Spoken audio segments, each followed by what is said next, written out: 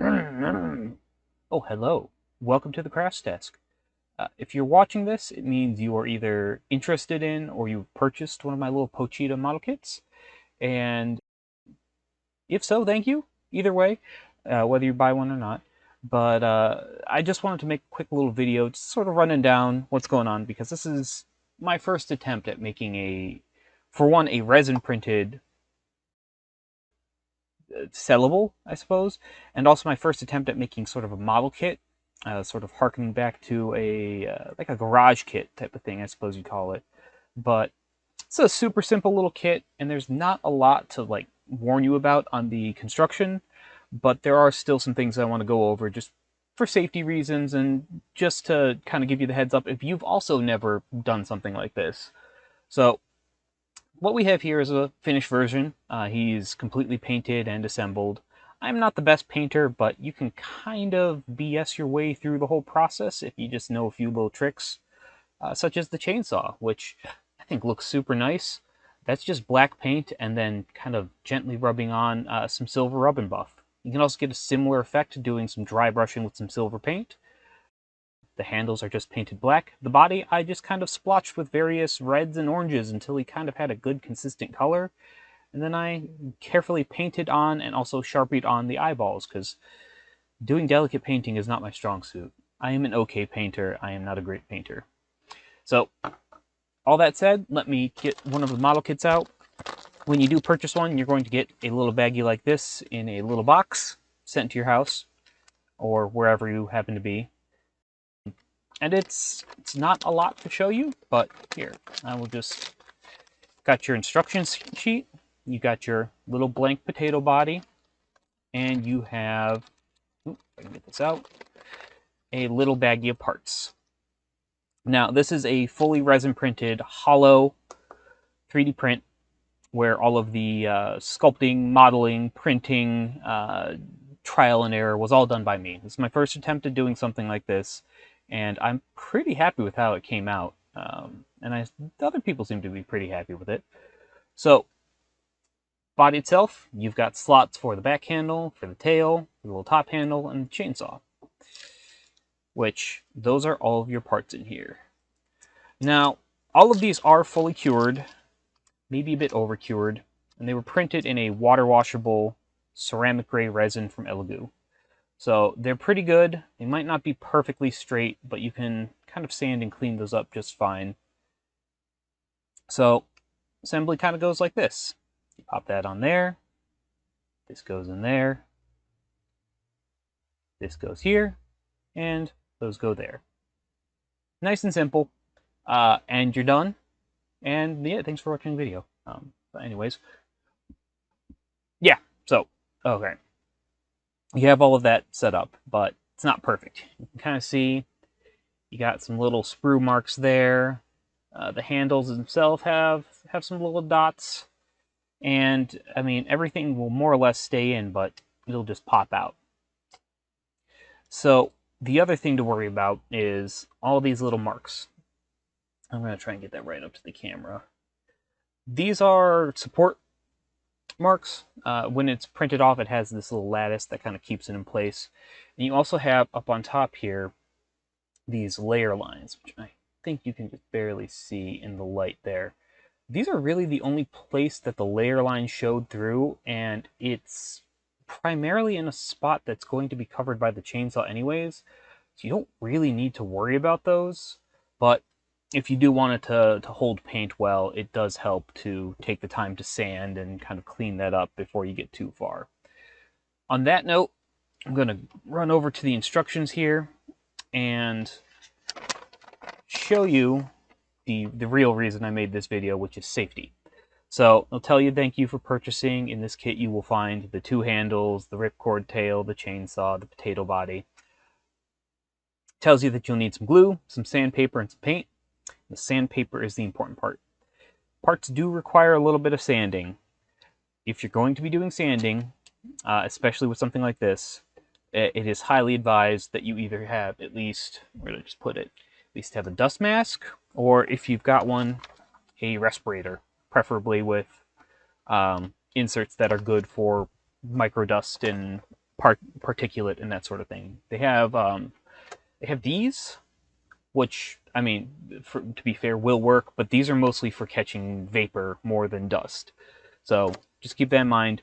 The other thing that I use is this little baby right here. It is literally just a fan with a filter.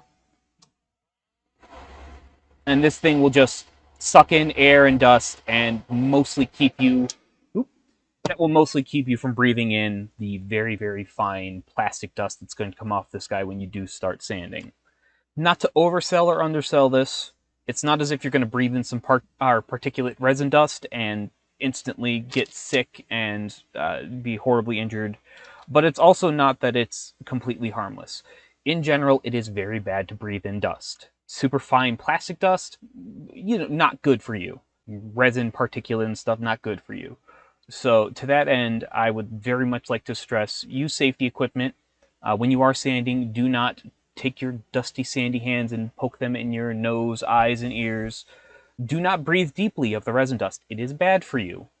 It won't kill you, but it is not good for you, and it's not something you want to do, especially over a long term, which is why I try to keep this thing around whenever I'm doing sanding. I try to keep some ventilation going out the window, or if I can help it, I do my sanding outside. And at the very least, make sure to vacuum up after you're done, because all these extra steps will only go so far, and you will still get some dust some places. It just happens. Not the end of the world. All I'm asking is that you be safe for your sake, and also to cover my butt and tell you that I warned you. Yeah, don't lick it. Don't stick any of the parts in your mouth. These are a choking hazard. Be careful when using super glue, because super glue loves to get everywhere. You only really need a tiny little dab on the ends of each part, and both friction and everything will hold it in. As you can see on this finished one, I did not paint, or well, did not glue in the handle, just because I like that you can kind of pose it around and sort of give him a different mood and all that. You can still glue that in. The other thing I would point out is that these little edges, right where the top handle pokes in, seem to be the most fragile. I've tried to alleviate that in a few different ways, which is why this fits so loosely now. But just be wary. I mentioned that you mostly just need glue, you need some sandpaper, I've got an old sanding sponge here, and you need some paint. And I'm not going to paint this, but I am just going to kind of run you through. Sanding this guy is not too hard. Getting into some of these spots, I would maybe recommend, instead of sandpaper, maybe get like a needle file, and you can just kind of get in there and carefully clean out the most sort of offensive parts of it. But for the most part, all of those little support marks are on the underside, where they're not really going to be visible. You're going to see some on his butt, though you've got the handle to cover that, and also any paint that you put on there is also going to hide those crimes. As you can see, this guy does still have some of the sprue marks, or rather the support marks, but they're way less noticeable. And it's just a thing to consider. Yet again, also cleaning up the layer lines that sort of show up right on his nose, or right between his eyes. Not a huge concern. You can still give that, a little kind of pass over. They can be stubborn, so definitely make sure you're making a difference. You don't have to go too hard. I'm using the soft side of the sanding sponge. All that's the gist of it. My recommendation, and this is how I did it. Sorry, my phone's beeping. My recommendation would be paint these separately. Paint. I just did the handles, the ripcord, and the chainsaw in black, and then I just went to town, kind of gently holding him by one of his little feet, and just blotching on the red and orange paints until he kind of looked good. Kind of tried to stay away from the eyes just so I didn't have to cover that up too much. And then, of course, going in with white, going in with black, and finishing it up. Like I said, with the chainsaw, you can just blotch that up in black and then hit it with a little bit of rub and buff or a light dry brush of silver paint, and it'll look surprisingly good. Cleaning up the little marks in there, you can just kind of go in there with the needle file and just get in there, or you can use a little bit of sandpaper. It's a little bit more noticeable on one side than the other. I think that little bit of roughness, though, which you're going to find in here, is going to be handy for attaching it, though. Super glue loves rough, kind of uneven textures. So just a very tiny little bit, even just, up here and down there, pop it in, and you'll be good to go. If you do paint it all up, maybe just sand off a little bit of the paint before you attach it, just at least on the ends so it has something to grip onto. The paint's going to kind of create a layer that can just split off and not adhere to the plastic. Otherwise, most of this is a fairly easy setup. You're not going to have too much trouble just kind of... I mean, that's about as difficult as it gets because it's a tiny part. Fairly sturdy, though. You don't have to worry about breaking it by sanding a little too rough. And just kind of hit that until the layer lines and the support lines just become a little bit less noticeable.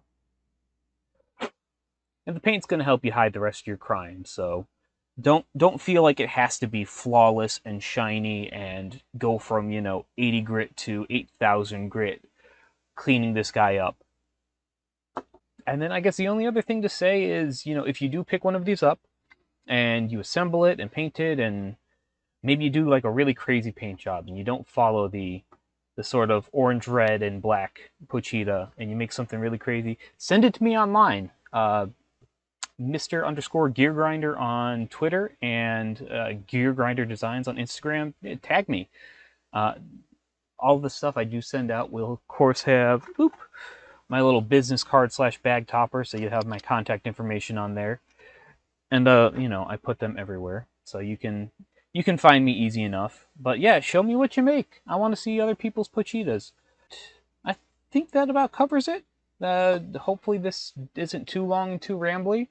And yeah, that's the Pochita kit. I'm going to be doing some more model kit stuff sooner or later, but this was my first attempt at it, with the Chainsaw Man anime starting up soon, and the Chainsaw Man manga restarting. Part 2 just started a couple days ago. I figured it was a good time to get Pochita in people's hands.